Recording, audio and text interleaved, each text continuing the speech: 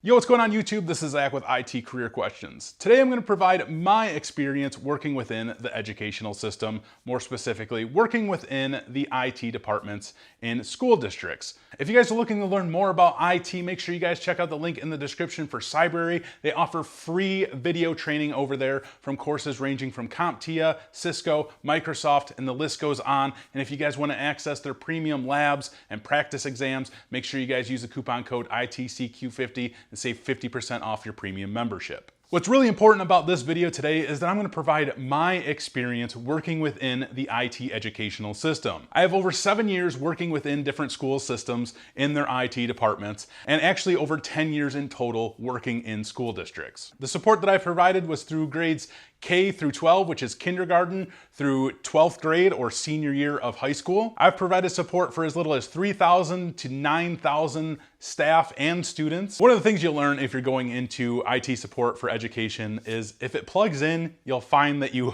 end up supporting it in some way. The first job that I held working in an educational system was for a really small school district. And this was when Windows work groups were a thing, so that really kind of dates me. This was a long time ago.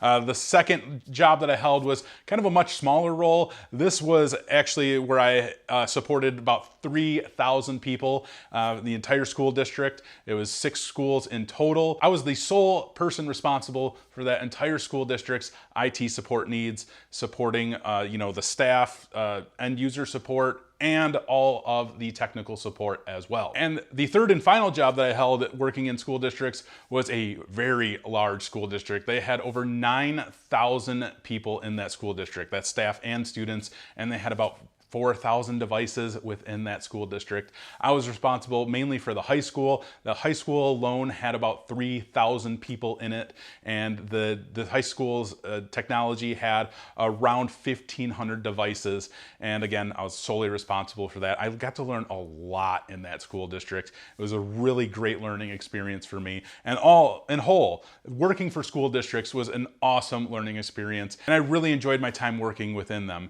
And I would definitely go back to them if I had the opportunity. And I would say it's one of the most enjoyable jobs that I had, not so much as the hospital that I worked for, as I mentioned in the previous video, but it's definitely a lot of fun. So talking about day-to-day support working in a school district, the jobs that I held were basically technician type of jobs, nothing like system administrator, network administrator, nothing like that. This is more of your, not so much entry-level roles. We had entry-level people. I was more your tier 2, tier 3 type of position. So I handled a lot of your printer support, your re-imaging computers, handled support for education-specific software and hardware like smart boards. If you guys are familiar with smart boards, those things are actually really cool. We handled support for those, setting up labs for testing. So occasionally, every few months, especially at the end of the year, students would do testing, and we would have to actually set up labs. So we'd actually have to take computers from other labs and move them to different areas within buildings and build an entirely different lab of computers so that students can come to this centralized location and do some of their park testing and different things like that. And that was always just a pain to set up, but it's something that we had to do. It's always a big deal setting up these different labs for testing. So sometimes you'd be setting up 40, 50 computers and setting up a couple different switches, running tons of cables and things like that. That was a very big deal. Another thing that you might find that you have to support are iPads. Those are a big deal nowadays. So Cisco Meraki was a big deal when I was working in the school districts. I got to learn that and support all the iPads. It was a lot of fun. I was really glad I got to experience that. The Cisco Meraki experience helped me with my last job in the hospital. And then one-to-one computer support really brings a ton of issues, and a lot of school districts are going to one-to-one computers, and you'll find that every student is going to have a computer, so that's going to bring a lot more issues. So that's going to bring a lot more end user support, that's going to bring a lot more software support and different things like that. So that brings me to the end user support, and this right here, this picture that I'm showing on the screen, that is actually a picture that I took. This was taken from a home economics class. Somebody actually placed this laptop on a stove, on a burner that was hot, and as you can see, it melted the plastic. So this type of stuff happens very, very frequently. You guys will run across many different types of issues that you probably never thought you would see before, and kids often you'll find that they are taking different keys off the keyboards, replacing them, and putting really naughty things on them. That happens all the time. The end user support is probably going to be one of the most difficult aspects of this job because you never know what you're going to run into. There's a lot of challenges associated with this, especially again, going back to that one-to-one support. There's going to be a lot of things that you just maybe never thought you would come across before. So Google is going to be your best friend. So with that day-to-day end user support, you're gonna be troubleshooting Microsoft Office products all the time, or if you're a Google Suite environment, you're gonna be supporting the Google Suite all day, every day. It seems like you're gonna be getting probably quite sick of it, but you're gonna be an expert at these products at the end of the day. You're gonna be resetting passwords a lot.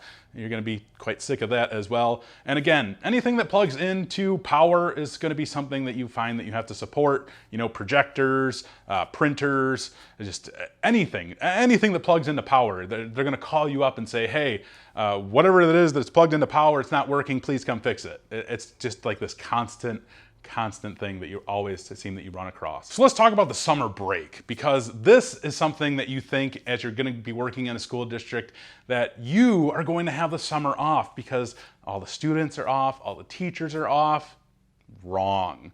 The summer is the busiest time of year for IT departments. This is when you get all of your work done. So you guys will be re-imaging all of the computers in the entire district. This happens every single year during the summer. It's a very busy time. All of the refreshes typically happen during the summer. You'll find that school districts often get a lot of funding to do hardware refreshes. So you'll find that you get a lot of new equipment in. You'll be imaging that equipment as well.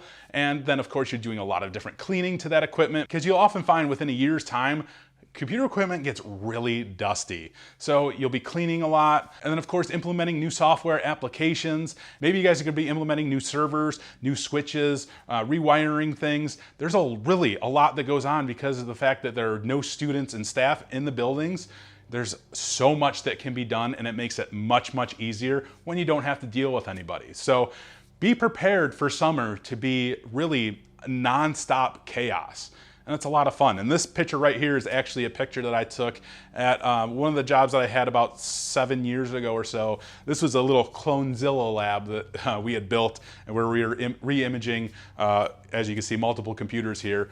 This was before my Microsoft Deployment Toolkit days, but it did the job. We had a little Clonezilla laptop there. We multicasted images, and it worked out fantastic. And we were unfortunately deploying Windows XP at that time still, but that's a whole nother story. So nowadays, hopefully, things are up to date. Now, I want to talk about my most memorable experience, because this is something that really struck me, and it was something that I was not prepared for at all. Now, I got a call that a projector wasn't working. You know, I went to a classroom, projector wasn't working, and there was a little girl there that was just freaking out. Like, she was really upset that the projector wasn't working because they were going to be doing a math lesson, and the teacher, they have a tablet that hooked up to the projector, so they're doing whatever they were doing within that math lesson, and this little girl was really, really upset that the projector wasn't working. So I'm taking a look at it, looking at the computer, trying to figure out what was going on, and it just happened to be that it was just a simple like function problem where you have to go on the keyboard and do like function like F4 a couple times to cycle through the different options there to get it to display on the projector properly. And no fault to the teacher or anything like that, but I got it to work. And this little girl came up to me, right? And she was visibly upset, she was crying, and she gave me a hug, and I just kind of stood there like, okay, like, you're welcome. She's thanking me, thank you so much, thank you so much. And, I walk out of the classroom, the teacher follows me, and, she says, thank you so much. This little girl has a lot going on, and I said, okay, it's no problem, I don't mind, it's my job, I'm here to do whatever I can. She's like, well, no, you don't understand, like, this little girl looks forward to this stuff every single day. Like, you really made her day, and thank you for doing that. Thank you for coming here so quickly and fixing her issue. And I didn't even, didn't really necessarily think about it at the time. Like, I just came there, I fixed the issue. It wasn't a big deal to me. But I didn't realize how my job affected students, This little girl was looking forward to this lesson. She was looking forward to this. This was like the highlight of her day, essentially. And I was able to make it better. And I always remember this. I always look back on that and said, I'm not a teacher. I'm just an IT dude, right? I'm just there to fix stuff. And I made her day. You know, that the things that you do sometimes affect people. And you have to think about that. The smallest things, you know, just a simple function F4 on a keyboard made this little girl's day, made everything better. And I will always remember that as something that will ultimately change the way I always look at every single issue that I go into. And you guys will ultimately experience something like that as you're going down your path in IT. You will run across an issue, troubleshooting something, working with an end user that when you resolve their issue, you have literally made their day. You don't know what's going on with them at home, at work, whatever, but because you have fixed their problem, you have somehow made their day better. And if you can go into fixing every single issue and troubleshooting every single problem, like, you know that you can make somebody's day better, your job will be so much more enjoyable. So look at these issues as a life-changing experience, because once I did that, I enjoyed my job so much more.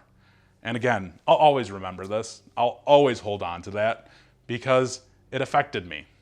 Like, this was 7 years ago and I still remember it. I still hold on to it. So just remember that. So this was just a quick rundown on working in IT educational systems.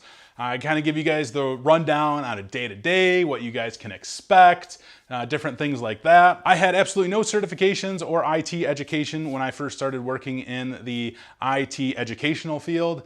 It's all experience. It's all it took. And I learned a lot of great, amazing things working in IT education, and you guys can do it as well. If this is an opportunity that you guys are looking forward to, I highly suggest it.